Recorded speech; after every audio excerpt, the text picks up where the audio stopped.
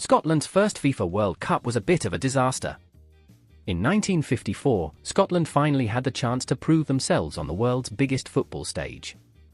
When the World Cup finals in Switzerland came around, Scotland had a pool of talented players. They could choose 22 of their star men to send to Switzerland, and Scotland manager Andy Beattie was optimistic. The Scottish FA had other ideas. On paper, the SFA picked a solid squad of 22 players. The only problem was, they weren't willing to stump up the money to send them all to Switzerland. In the end, only 14 ended up travelling, only 11 kicked a ball, and one of them came home injured. 2 matches, a record defeat and a managerial resignation later, the Tartan army was on its way home. So who were the proud Scottish players that played through this debacle? Despite the politics behind the scenes, the men who travelled were proud to represent their nation. Here are all 22 men who represented Scotland in their first World Cup finals. Goalkeeper: Fred Martin. Aberdeen's Fred Martin was the man who had the daunting task of shutting out the stars of Austria and Uruguay. He had an extensive 14-year career at Pittodrie, where he was a beloved figure, but his international career was a bit of a disaster. At the 1954 World Cup, he conceded 8 goals in 180 minutes of football. In the media, perhaps a bit harshly, he took much of the flak for Scotland's record 7-0 defeat against Uruguay. He found himself dropped and only played a handful of games for Scotland afterwards, conceding goals in all of them. After his playing days, Martin worked his way into the whiskey industry. He died in 2013 aged 84, inducted into the Aberdeen Hall of Fame before his death. Willie Cunningham. Scotland's first World Cup captain was Willie Cunningham of Preston North End. He played every minute of the campaign, captaining Scotland through one of their darkest moments. A former coal miner from Fife, nicknamed the Cowboy, Cunningham was described as craggy and fearless with a superb football brain. He captained his nation in 5 of his 8 appearances, but he really made his name for his club. At Deepdale, he led the Lily Whites to the FA Cup final and second place in the league across his 400-plus appearances. After hanging up his boots, he served as trainer for their reserve team. When he died in Preston in 2000 aged 75, he was fondly remembered as a club legend. Jimmy Davidson. At centre-back was Partick Thistle icon, Jimmy Davidson. Originally a half-back, he transitioned into the centre-back role that was well suited to his gritty, competitive personality. With Partick Thistle, he led them to 3 League Cup finals and 3 Glasgow Cup wins in his 274 appearances. For Scotland, he won 8 full caps including the 2 at this World Cup.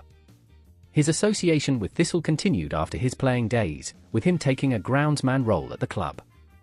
He passed away in 1996. Jock.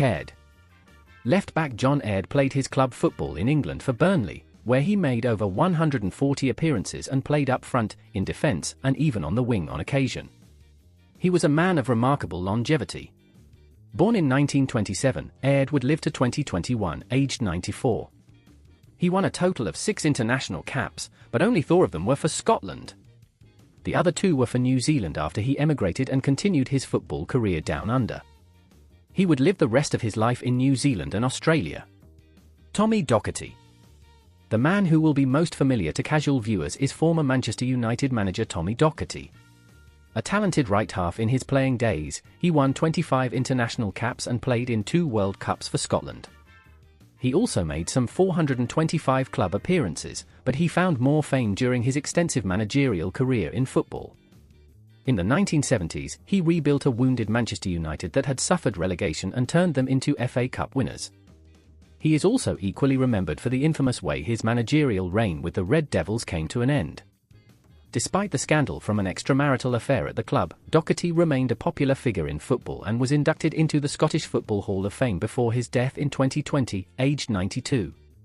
Doug Cowie. Docherty's half-back partner for both games in 1954 was Doug Cowie, of Dundee. He would become the only Dundee player to appear in 2 World Cups, making for appearances in 1958 as well. Snatched from under the nose of Aberdeen, Cowie set the club record at Dundee with 446 competitive appearances. Billy Steele, a notoriously sharp-tongued player, once simply said of Cowie, he could play a wee bit. That was high praise indeed. After his playing career, he coached at Mochan and Dundee United. To add to his legacy, the Doug Cowie Lounge at Dens Park was named after him. He passed away in 2021, aged 95. By the time he passed, he was the last surviving player to play at both the 1950s World Cups for Scotland. John Mackenzie. Winger John Mackenzie played for Partick, Thistle and Scotland.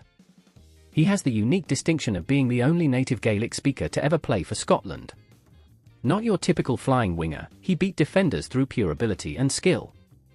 After Hungary played Scotland in December 1954, Ferenc Puskas, the Hungarian great, said of Mackenzie that he had never seen wing play of such a high standard. After football, Mackenzie retired to Tiree in the Inner Hebrides, where he lived quietly away from the spotlight. He died in 2017, aged 91. Allan Brown. The horrendously ill-fated Allan Brown played his club football for the great Blackpool side of the 1950s. Brown was quick off the mark, even competing well in sprinting events at the Highland Games. But Brown's career was defined by bad luck. He missed Blackpool's 1951 FA Cup final through injury, then broke his leg scoring the winning goal in the quarter-final of the 1953 FA Cup. Mortensen, Matthews, and Co would famously go on to win it. Later at Luton, he finally got to play in an FA Cup final in 1959, though he was on the losing side. He also managed Luton to the 4th Division title in 1967. He was still attending reunion matches for Luton's 1959 Cup squad at age 79. In his international career, he scored 6 goals for Scotland in just 14 caps. He died in 2011, aged 84, remembered fondly by Blackpool and Luton supporters despite his ill fortune. Neil Mochan. The famously dour Neil Mochan of Celtic was nicknamed Smiler, with all the sarcasm intended. Mochan travelled as one of the 13 and played in both matches. He was a versatile forward who could play centre forward or outside left, and would occasionally drop back to left back. At Celtic, he scored 2 goals in the famous 7-1 League Cup final victory over Rangers in 1957, and 111 in 268 total appearances at Parkhead. After his playing days ended in 1960, he came back to Celtic as a trainer. When Johnstone arrived in 1965, Mochan was there as head trainer, helping to prepare the famous Lisbon Lions for their 1967 European Cup victory. He maintained a vast collection of memorabilia from 5 decades of football, including medals and rare jerseys from European opponents. He died in 1994, aged 67 from leukemia. Willie Fernie. Willie Fernie was another Celtic man who played in both matches at the 1954 World Cup. Nicknamed Scotland's Stanley Matthews for his exquisite dribbling ability, Fernie was remarkably versatile. He could play right half, inside forward, or outside left depending on what the team needed. At Celtic, he set up both goals in the 1953 Coronation Cup final. A legend at Celtic Park, Fernie made a later move to Middlesbrough where he played alongside a young Brian Clough. After football, he returned to Celtic as reserve team coach under Jock, where he helped develop young talents like Kenny Dalglish, Danny McGrain, and Davy Hay. He managed Kilmarnock in the 1970s before becoming a taxi driver in Glasgow. He died in 2011, aged 82, after a long battle with Alzheimer's disease. Willie Ormond. One of Hibernians' famous 5-forward line, Willie Ormond played both games at the World Cup. Ormond was skillful and fast on the left flank despite being in the wars, enduring 3 leg breaks and a fractured arm during his career. His international legacy came in the dugout, not on the pitch. In 1974, he managed Scotland at the World Cup in West Germany, finishing as the only undefeated team in the tournament. Unluckily, they still exited in the group stage after a win and 2 draws, eliminated on goal difference. It remains Scotland's best ever World Cup performance. Ormond was awarded an OBE in 1975 for his services to football, and died in 1984 aged 57. Then there were the men who travelled but didn't play. Bobby Johnstone. One of Hibs' famous 5-forward line, Bobby Johnstone was a key player with 11 caps for Scotland at the time. Unfortunately, he was forced to return home injured before the tournament even began. A cup winner both with Hibs and Manchester City, he'd go on to win 17 caps and score 10 goals for his country. A hugely popular figure, he famously drew a huge crowd of 17,000 for his Oldham Athletic debut. They were in the 4th division at the time. The Hibernian legend was a huge miss for the national side, but his injury opened the door for George Hamilton of Aberdeen to travel as a replacement. Speaking of which, Aberdeen forward George Hamilton travelled in place of the injured Johnstone but played 0 minutes. Hamilton had scored the winning goal in the 1947 Scottish Cup final. He was a talented inside forward noted for superb heading ability. He was also known as a gentleman and a model professional. After hanging up his boots, he joined Aberdeen's coaching staff and worked as a travelling salesman for whiskey firms, in between his time on the golf course. He died in 2001 aged 83. Bobby Evans. Evans was a fine player with 48 Scotland caps to his name. He captained the side on numerous occasions and was deeply respected, but didn't make it onto the pitch in 1954. He had to wait 4 more years for his moment. In 1958, Evans played every minute of Scotland's next World Cup campaign. He captained the side against France and was named in the official FIFA team of the tournament. At Celtic, he'd already won the Scottish League Cup in 1956, and he'd be part of that famous Hampden in the Sun 7-1 League Cup victory over Rangers. He passed away, aged 74, in 2001. The rest of the squad were the victims of the Scottish FA's penny-pinching and spent the tournament at home on reserve. John Anderson. It says it all that Scotland travelled with only one goalkeeper. At the time, John Anderson was the reserve goalkeeper at Leicester City with just 1 cap to his name and wasn't likely to play. But it still seems absurd to not send a backup goalkeeper with the squad. Alex Wilson. Alex Wilson of Portsmouth was a fullback who'd earned his first cap just weeks before the tournament, having played only about 25 senior matches at the time. In his later career, during club legend Jimmy Dickinson's final match, Wilson cemented his place in Pompey hearts. He scored a late equaliser that earned Portsmouth the point they needed to avoid relegation. David Maffers. David Maffers of Partick Thistle earned his only cap in the preparation match against Finland. Named in the squad, he was another victim of the FA's cost-cutting measures. Maffers was a penalty specialist with a perfect 5 from 5 conversion rate for Thistle. He lived quietly away from the spotlight after his playing days ended, dying in 2014 aged 82 in Southport. Jackie Henderson. Portsmouth's Jackie Henderson was a versatile forward who'd been asked to play 3 different positions for Scotland to accommodate experimental SFA selections. He didn't have an easy time of it with so much competition for places. Later he played for Wolverhampton and Arsenal before finishing his days at Fulham. He died in 2005 aged 73. Jimmy Binning. Jimmy Binning of Queen of the South never received a full Scotland cap despite being named in the squad. A reliable fullback, Binning was a no-nonsense defender who didn't take any prisoners. He lived for much of his life in Blantyre, directly above Kelly's Bar. Touchingly, his devoted wife travelled to stadiums far and wide to support her husband throughout his career.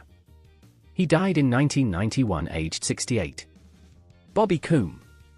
Bobby Combe of Hibernian was named in the squad but didn't travel. He was widely considered the 6th member of Hibernian's famous 5-forward line, providing the midfield anchor that allowed the legendary attacking quintet to flourish. Combe won 3 Scottish League championships with Hibernian and was inducted into the Hibernian Hall of Fame posthumously in 2022. He died in 1991. Earnie Copeland. Raith Rovers' prolific centre-forward, Earnie Copeland was selected but didn't travel. Despite his incredible goal-scoring record, 105 goals in 178 games, he was selected on numerous occasions but never won a single cap for his country. He will always be a legend at Raith, helping them to their highest ever league finish. He later emigrated and lived out the rest of his days in Australia, dying young, aged 48. Ian McMillan. Last but not least there was Hibernians and Rangers legend, Ian McMillan. He finished his long career having earned 3 separate Hall of Fame inductions for Rangers, Hibernians, and Scotland. His international career consisted of only 6 caps, but he played in the European Cup Winners' Cup for Rangers and managed Hibernians to the Scottish Cup final before being named as their honorary president. He passed away in 2024, one of the last surviving members of Scotland's inaugural World Cup squad. That 1954 disaster would be the last straw for the Scottish FA's old way of doing things. They had been handed a serious wake-up call. The reforms that followed, the move towards professional football management, the lessons learned about preparation and organisation, all came from that catastrophic summer in Switzerland. 4 years later, the team was better prepared to give a good account of themselves, and 20 years later they would see their finest ever World Cup performance. Who knows, maybe 2026 will see the current Tartan army surpass that legendary side. If you're interested in hearing more football stories from back in the day, hit the subscribe button. And please like and share this video with someone who might enjoy it too. We'll be back with more good old-fashioned football stories next time. Thank you for watching.